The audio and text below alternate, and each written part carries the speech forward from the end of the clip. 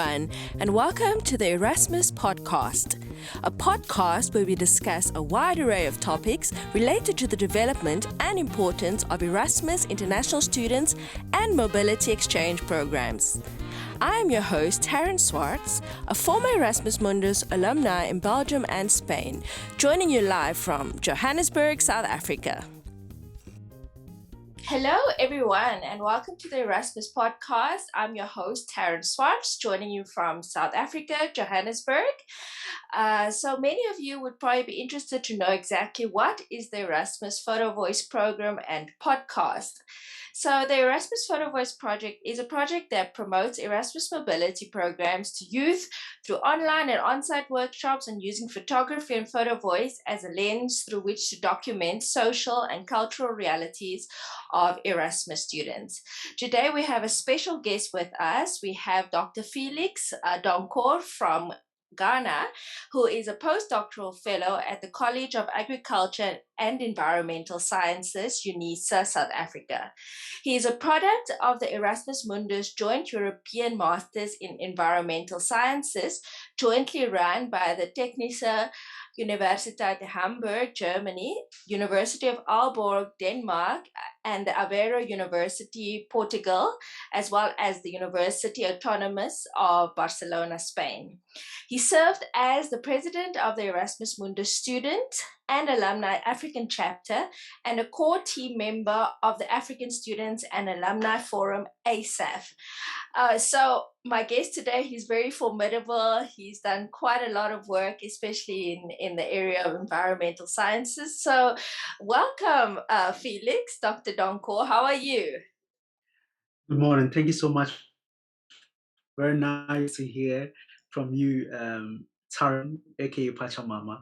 Well, you did say I'm a formidable Erasmus candidate, but then you remember that you have equally been very, very active in Erasmus. You equally have a lot of experience when it comes to this. So I think we are both going to contribute to this discussion. Oh, you're so kind. Thank you very much, Felix. So, Felix, I'm just going to jump into my first question.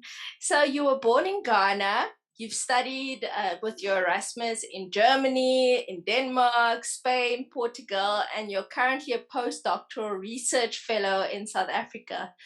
What has it been like traversing the different cultures? And what have you learned from living in all these different cultures?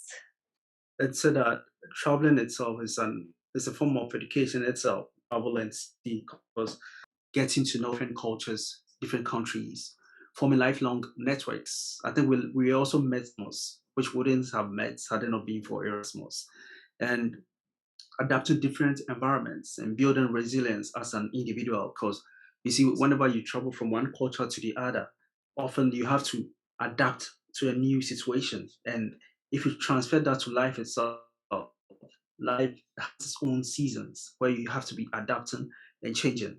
And the Erasmus experience is one which equips you with this, as well as equips you with vital soft skills. Because especially in this competitive world, you realize that apart from what you learn in the classroom, forming the networks, being exposed to different experiences, all come to equip you with the survival skills in the modern world. So I think it has been more of a holistic education for me and an invaluable asset. Oh, wow. I fully agree with you on that. And you've mentioned so many wonderful points of building good networks. And you're quite right. We also met through the Erasmus program. I believe we were still at the Spier and wine farm. We met at the Stellenbosch, the 30th reunion of Erasmus with with the EU delegation to South Africa. So yeah, it's really, that's just one example of all the networks and contacts you build in addition to all the soft skills as you had mentioned that we've gained from being abroad. So what has been your most memorable experience of being an Erasmus student? Any funny anecdotes you could tell us? Yes, thank you very much. Erasmus was like my first time outside Ghana and outside Africa. So you know how the temperature in Ghana is, and then this was my first time in Europe. and Yeah. the temperature difference was really like let's say you just come out and then you are greeted by a new weather. That was my first experience with that kind of temperature. Then, because then it was winter on the other side. Then, we have the Erasmus buddies. So my Erasmus buddy was Uh-huh. from Portugal. So we met, and then the first thing she said, oh, she wanted to give me a kiss. And in Portugal, they give three kisses. Yeah. And even yeah, so I was never used to such. And in Portugal, the warmth, they they transfer their through kisses and bodily hugs, etc. This was totally different from what I experienced in Northern Europe, like Denmark, um, in Denmark, Germany, Netherlands. It's a bit more of a distance between individual distances, individual spaces than Southern Europe, where people want to kiss you, people want to hug you. You understand? And in Portugal, you're around, it's like your cheeks are all red because you get three kisses here, you go here, another three kisses. But that was the warmth of their area, their culture. So I'm always laughing whenever I remember my cultural shocks. Oh wow, that's quite funny. I also remember in Spain, in Granada, they give two kisses. So I for the first time it's kind of like it's a little strange because we're not used to Yeah, doing the yeah, two kisses. at Now all, at imagine three, all. you're like, oh gosh, when is it Yes. gonna stop? But I agree with you. Yeah, it's actually you get so used to it eventually that it actually Yeah. makes sense, and you kind of know when the Hmm. conversation is over, when you're greeting someone. Felix, my next question maybe is a little bit more of a harder question. So, what were some of the challenges you experienced living in a different culture? Did you experience any instances of possibly xenophobia or just being a foreigner in a different country, or even with regards to South Africa? Had you experienced any of those kind of challenges? Yeah, thank you very much. I think I'm one of the lucky people who had a lot of positive experiences. But then, the place I went, the people were generally very good. But definitely, in every society, you might have some few who are not happy seeing foreigners, etc. So, for example, in Denmark, we are supposed to do something called teamwork. Yeah. So, like, for the tasks that we do, have like a team. So the teacher encouraged us all from different nationalities. He doesn't want people from. So we're trying to form one, but then there was one uh, team that we're trying to form to do one of the homeworks, and it was not an easy experience for me because it's like the group leader was very very adamant that I shouldn't join them because he wanted a certain people of a certain skin color to be in the team. So in the end, I had to go and find another team that I joined. I led the team and we won the competition. You see the team leader who was what doesn't want me to come there. Oh my word, that's actually quite a hard story actually. I had to yeah. Um but I guess at the end of the day when it comes to Erasmus, Yeah, it was. There were lots of wonderful people in the class. So when this was going on, they kind of encouraged me because they saw what was going on, and it was nice to have nice people in the class because then it makes the learning experience even nicer, and then you're able to put this at the back and just continue with your studies. yeah, that is so true, hey. And unfortunately, yeah, in the world today, we still have there's so much stereotypes and negative perceptions of people from other cultures, and the fact that you are there and then you won the competition, that would also put whoever was being narrow-minded in their place, because had they opened themselves up to an experience to work with you, they would have seen a different way of thinking, maybe even more ingenuous, because if you won the competition, you're idea must have been more ingenious than the rest. Do you get what I'm saying? So I guess, and also just Yeah, for your issues. classmates to have also supported. Um, so yeah, with that question, um, I'm sorry. Is there something you wanted to add, Felix? I apologize if I interrupted you. No, no, no, no. I said, yeah, you are spot on. I guess because of your experience, you also kind of understand what I'm talking about. So you kind of explain it. Yeah, yeah, I totally understand that, and there's always, I guess, that difference between people that have gone on an Erasmus and people that have kind of lived in their hometowns their whole lives. You still have to kind of, you know, break people's mindsets, I guess, and like in the world today, there's so much like so there's a bit of a negative perception of Africa in general and stuff. So how would you say we could overcome this? How are we able to kind of just um, represent? I mean, I had to ask this question to one of the other guests as well, but I feel like I don't feel like why do we need to prove ourselves? We are quite an amazing continent, but yet the world still has this kind of negative perception. So what can international students do to kind of maybe combat that, or just kind of change that perception? Well, one of the ways we can do that is like what you are doing, educating people. And, um, the other thing is to help people who have gone through such experiences to share it with open-minded people because then they can see where some of the challenges are, and then we can have tailored measures in addressing these issues. Then you see, helping people to be more open-minded will help us as well, and maybe we can also provide counseling sessions in these international with the international offices. That can help.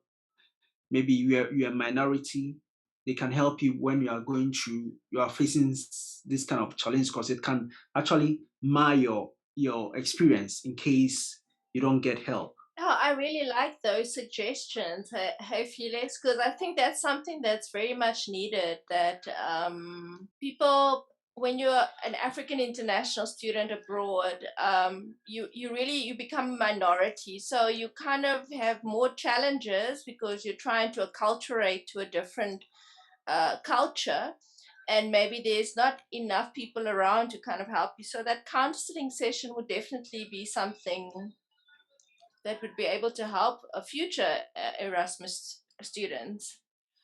So Felix, you served as the president of the Erasmus Mundus Students and Alumni African Chapter. So could you tell us a little bit more about the purpose of the Erasmus Students Alumni African Chapter? What was its outcomes? What did you do on a daily basis? Yeah. um Thank you. So the Erasmus students African chapter, we were dealing with the peculiar issues facing African students and also creating of more opportunities for African students to partake in international education such as the Erasmus Mundus program. So we will organize educational fairs in different parts of the continent, and we were trying to make the higher education more inclusive. You see that in many parts of Africa, if you are in the capital, it's easy for you to get access to resources, but it's very difficult if you're in the rural areas. So what we'll do is, aside organizing programs in the capital, we'll try to go to the hinterlands or make way for people from other universities to come to a safe, secure area where we will share information about international education. We'll have alumni share their experiences. And I remember the program in Cape Town where you were also part, you also shared your experiences with people from different parts of South Africa. This was some of the things we were doing. Then we will also organize career fairs because on the continent, work is also another issue. So now helping people to connect and form networks, coming together to address problems in their communities, because the skills that they've learned from abroad are very vital for their communities in their development. So ways in which they can help their communities to thrive. We did all this and we continue to work on that. Right now, it is not separated as African chapter because in the Erasmus program, we've come together to make it no, not based on regions. So it is still active, but it's in another format under Erasmus Mundus.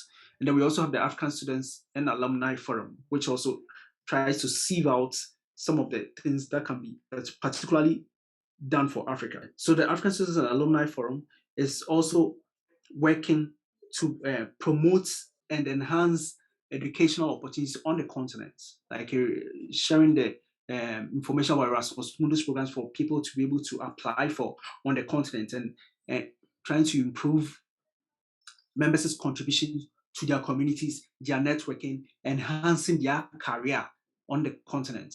And another important issue, increasing the number of African people partaking in these higher educational opportunities and making an impact.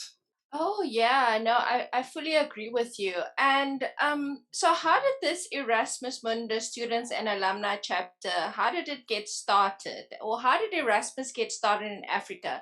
How does it work for Africans? Where can they go, like if they want to do an Erasmus abroad? And like, is it the same the other way around if Europeans want to do Erasmus in Africa? So the Erasmus in Africa started like um, alumni from the continent coming together, seeing the particular needs of Africa and the challenges its students go through. So they came together to form a caucus, and then it began to grow. Since its growth, it has created more opportunities and continue to create opportunities for people on the continent to partake in international education, as well as engage, collaborate with other organizations which are into higher education, work on career fairs where we help our members showcase what they are doing to encourage the youth to be entrepreneurial. Then also we link them because our members tend to be working in big organizations which have opportunities for career enhancement. So that we have like webinars where they come and then they talk about what their organizations are doing, the opportunities that are there, and then the opportunities for collaboration. These are all that we these are some of the things we've been doing under the Authors of the African chapter. Oh wow, it sounds like you guys are doing a wonderful job. And is the chapter still active? Okay, so now as African chapter, it's not active because we have collapsed it all under one organization, which is the outreach unit in the Erasmus Mundus program. But then the African Students and Alumni Forum continues in the spirit of the actual Erasmus Mundus African chapter. That's how it's operating now. Oh, okay, okay. So there is still parts of it that's operating basically. It It's is. kind of doing a Uh similar huh. thing. Uh huh. Yeah, but under S- a new name. so Felix, when it comes to international student mobility, African students are usually the most underrepresented or the least amount. I remember when I did my research in Belgium, there was, we were the least amount of international students there. In fact, actually, it was, we were about, let's say, 13, 14.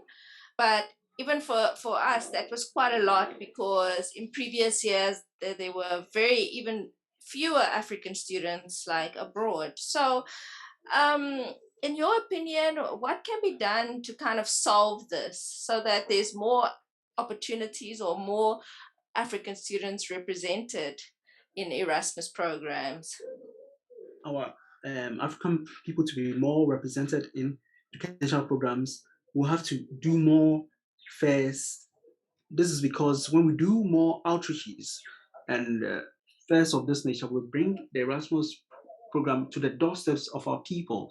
Sometimes it's very difficult in terms of transport on the continent. Let's say you want to travel all the way from, for example, in South Africa, you want to travel all the way from Free State to Joburg for um, a fair on higher education is very difficult. So we want to find ways where we now go to their doorsteps. We go to KZN, we go to free states, we go to the remote areas for them to also get to know. When people get to know, then the interest comes. Then secondly, we talk to them with alumni, because when they see the alumni, they say, oh yeah, he's from KZN and went and did this. I can also do it. Then that causes the inspiration to come.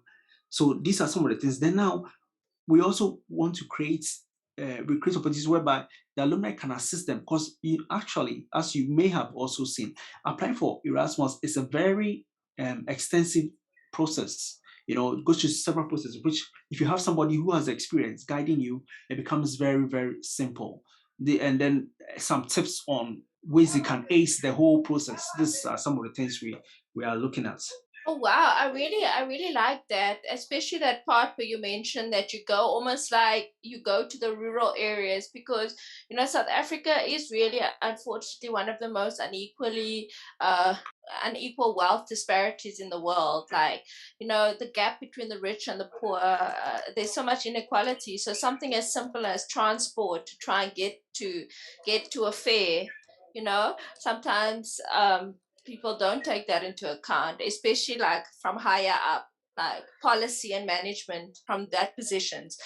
So I really like that what you're doing is kind of grassroots on the ground, like getting to the people. Your research field is on environmental sciences and on food security.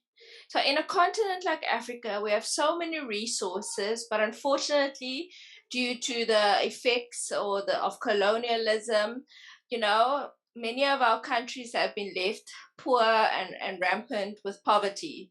So, what is your research trying to do to help food security in Africa? And what can be done to ensure better food security for Africa? And how can you also involve the youth in this? In terms of when we talk of food security, there are different dimensions. There's availability, there's access, and other issues which play into food security for people to have sufficient nutrition and the requisite amount. So my work deals more with the availability and access area, and that means you equip people with the knowledge and the skills to be able to produce sustainably and make it available to the people who need it most. So, for Mm. example, climate change is one issue. How people can grow food with through climate smart agriculture, such that they don't lose their harvest, and also ways in which we can conserve the food that is produced so that it doesn't go bad and it becomes available to the people and they can access it. This is how we're going about it. Now, we talk about the youth. The youth face peculiar challenges when it comes to agriculture. For example, access to land, access to credits, access to mentoring opportunities. And in our work, these are some of the areas we are dealing with to help the youth appreciate and also be interested in agriculture. Oh, I really like that. Because youth also in Africa, there's such a high unemployment rate. So to get them involved in something like that is really is a really good solution. Okay, so my next question is: during your academic career, you worked on environmental issues related to topics such as traveling and climate change or ecotourism. So, as Erasmus students, sometimes we travel, usually on a budget, but maybe not necessarily in the most eco friendly way. So, what could you tell to all the people out there how to travel so it's good for the environment and local communities? On this, I will say that one of the ways is to first travel light. We as individuals, collectively, when we travel light, the collective luggage load and carbon footprint is less for the airline. Also, we can look at airlines which are using eco-friendly fuel sources. That's because in that way we are promoting sustainable or green fuel in the airline industry. Then at the local level, using um, going by bike. Bike is a very good environmentally friendly mode of traveling, and that's one thing we can do to support the environment. Furthermore, um, when we travel together, like car sharing, carpooling, we reduce the carbon footprint, because when we all move by cars, the collective carbon becomes high and the footprint is damaging. But when we share then we reduce the carbon footprint. I think these are some of the ways I would encourage our members to adapt. Oh, those are wonderful. Those are great suggestions. Because ultimately, yeah, we've got only got one planet, and we need to look after it. So, Felix, you have also worked as a volunteer for well known organizations such as Save the Children or Amnesty International. What did you do for them and what were your motivations? And the final part of that question is, do you believe we can actually change the world and kind of make it a better place?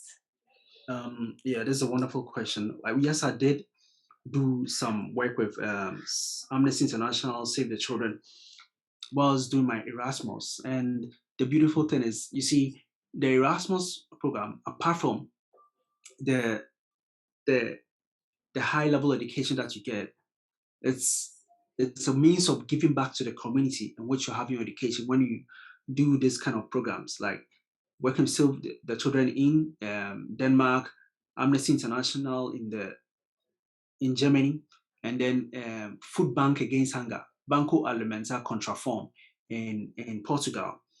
When you do this, there's some kind of fulfillment and also um, some skills that you learn which you wouldn't learn in the classroom. Why I do that, I did that was that, you see, for example, with Save the Children, we'll write and organize funding for schools in developing countries. We'll do it for Asia. We'll do it for Africa. Sometimes we'll be through our funding. We're able to get mobile libraries, which will go to remote areas and provide kids with opportunities to use the computer, opportunities to access books. And Amnesty International, sometimes human rights issues, war issues which are affecting children, which are affecting you, we would advocate through Amnesty International. In Portugal, through Banco Alimentar Contra Fome, we will help households which are suffering from food insecurity and suffering from hunger. We will get them food, get them groceries for them to survive and for them to be happy. When you see the smile on the faces of people, you become very, very fulfilled and happy. And I believe that through all this, indeed, we are changing the world because, as I said, if we all do a little collectively together, we can do a lot. And the lot that we do is changing individuals, changing lives, one person at a time. Oh, that is so wonderful. I really do believe that. And there really is that sense when you're an Erasmus student that, you see the world, you see all the different cultures, and then, you kind of you want a better world. You know, Even with myself, with the work I've done with Imibala Festival and things like that, and all the people I've met along my journey as well. There are people that are still continuing to do projects that are helping, kind of make the world a better place. So, would you say that's one of the uh, benefits or one of the outcomes of Erasmus, and in which way of trying to kind of make the world, a better place for future generations? Can you repeat your question? Would you say then that is a kind of an outcome of the Erasmus program, that you kind of come back with that sense of you want to change the world and make it a better place? Yes, I think that it also makes you um, appreciate the different cultures that you also, such that you see the world as our common humanity, in which you have a vital role to play in it. So being exposed to different cultures, getting to love and form nice connections with people from all over the world makes you feel like a key stakeholder and with a duty to support the community in which you are and the world as a whole and make it change it, impact it, and make it a better place. Oh gosh, that is so beautiful, and I couldn't have said it better myself. Thank you so much, Felix. I really appreciate that, and thank you for all the work that you do. Yeah, just any final last words of encouragement you'd want to maybe give to any potential Erasmus students, or yeah, just give them advice on how it's opened the world for you. Oh, thank you so much. I would say first, the the situation we are going through the world now shows that indeed we need to work together. We need to come together to address the challenges facing the world, because when one part of the world is going through challenges, it echoes in other parts of the world. So now our common humanity, working together as one people, which the Erasmus espouse, ideals of collaboration, ideals of open-mindedness, ideals of being proactive in our global community, are ever more urgent. I will encourage people to be active in their communities. You know, sometimes there's a temptation when you go to a community to withdraw, just concentrate on your education, and then when it's time for you to go, you depart. But then on the contrary, form networks, see the challenges in the community, and be active in the community. You find so many opportunities to help. It is not only money that you need to give, just your time and your service. For example, when you volunteer in an old age home, when you are part of a prison visitation group, when you are helping the small kids, you know, many small kids, you may be the first person from a different culture they meet, and that's when they'll even get to like people from other cultures. You understand? Because now they have been exposed to the kindness of somebody from another culture. This all helps to build and then plant seeds of progress for our human community. Oh, wow, that is so wonderful. I really like that, Felix, especially that you mentioned that it doesn't necessarily only have to be about money. It's just offering your time, and your services, like in whatever you're skilled at. So, with that said, Felix, thank you so much for taking the time to talk to us today on the Erasmus podcast. Your experience and insights have been so valuable, and I really appreciate you taking the time to chat with us on the Erasmus podcast. I want to say a very big thank you for having me, and thanks for the great work you are doing as Pachamama and spreading the Pachamama spirits through the virtual sphere. Oh, thank you so much. I really appreciate that. I'll definitely continue spreading Pachamama energy in all the work I do. Thank you so much. Exactly. It's a pleasure, Taryn. Have a great day further. You too. Have an awesome day. And Ciao. Merry Bye. Christmas. And Oh, Happy thank New Year in you. advance. Gosh, we almost forgot that it's we Christmas are in a few almost days. there. And we are almost there, you know. Yeah, that's true. So, thank you to all our guests as well for tuning into the Erasmus podcast with Dr. Felix Donko from Ghana. I'm sure you've gained some very valuable insights from his experience and expertise and viewpoints. So, thank you so much.